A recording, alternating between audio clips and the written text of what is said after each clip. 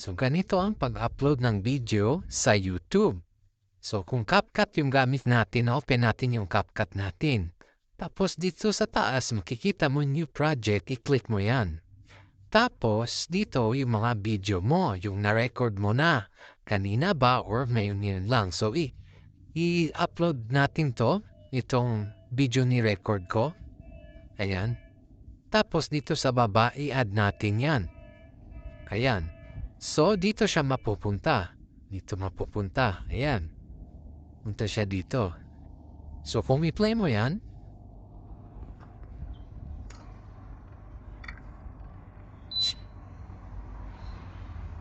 yan yung video natin, no? So, ngayon, hindi na natin i-edit yung video natin. I-export na natin yan. Na? Export natin yan. Tapos, save to device. Ayan.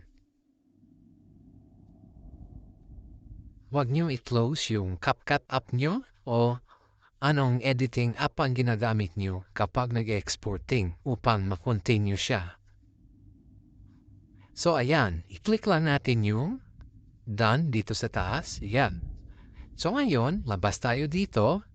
Punta tayo sa YouTube natin. So, click natin yung YouTube natin. Ayan.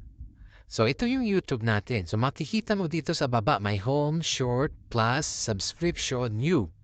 So, i-plus mo yan, yung plus.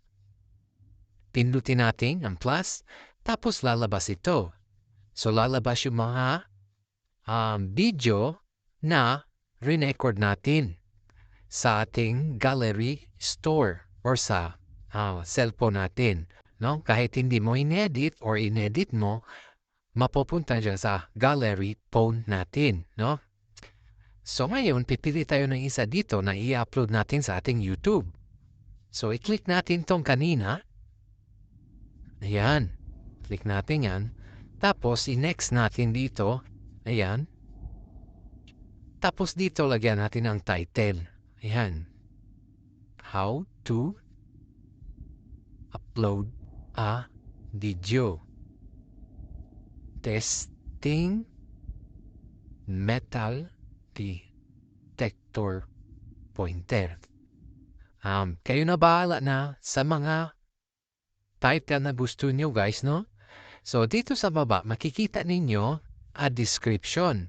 Kung pindutin mo yan, pwede mo ilagay yung title mo dyan sa a description. Dito naman, dapat public yan upang ma-browse or makita, ma-play ng lahat. Tapos dito ilagay mo, no, it's not made for kids upang makakomment ang mga nanonood kung gusto nila mag-comment sa video mo. Tapos ito yung bago, altered content. So, i-click mo yan, sabihin mo lang no, kasi ito basahin mo na lang, tapos sabihin mo no, basta hindi siya AI. Tapos, balik tayo doon, arrow. Yan. So, yan na. No, it doesn't include altered content. So, short remix, wag mo i-allow yan upang hindi nila makuha yung video mo. Ayan. Back lang tayo. Tapos dito, add paid promotion label. Lagay mo lang no. No. Ayan. Tapos back ulit. Tapos, yan na. Yan yung setup natin lahat. Tapos kung satisfied ka na, no? I-upload natin yan. Ayan. Click Publish. Upload. So, hintayin lang natin dito. See video. Ayan.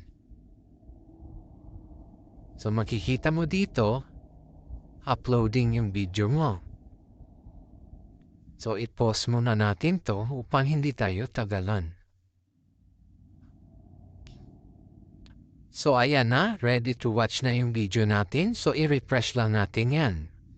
Pag ni-refresh mo, makikita mo dito, gray sign yung $sign.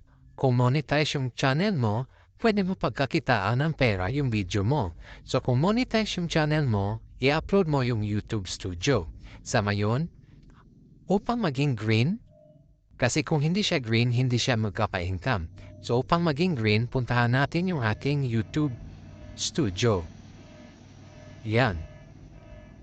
So ito yung YouTube. Ito yung YouTube Studio. So i-open natin yan. So makikita mo dito yung in-upload mo dun sa YouTube mo at saka sa YouTube Studio, magli-link sila. So link yung dalawa. So ngayon, dito sa content na to na in-upload natin ngayon lang, i-open natin yan. I-click natin yan, I mean. Tapos pagdating dito, makikita mo sa taas may pen, pindutin natin yan. Ayan. Tapos dito naka-monetization off. So pindutin natin yan ulit. At pindutin natin to. At i-on natin yung monetization. Ayan. So pag na-on na yan, balik tayo ulit doon. Tapos i-save natin. Huwag kalimutan i-save upang ma-activate ang monetization.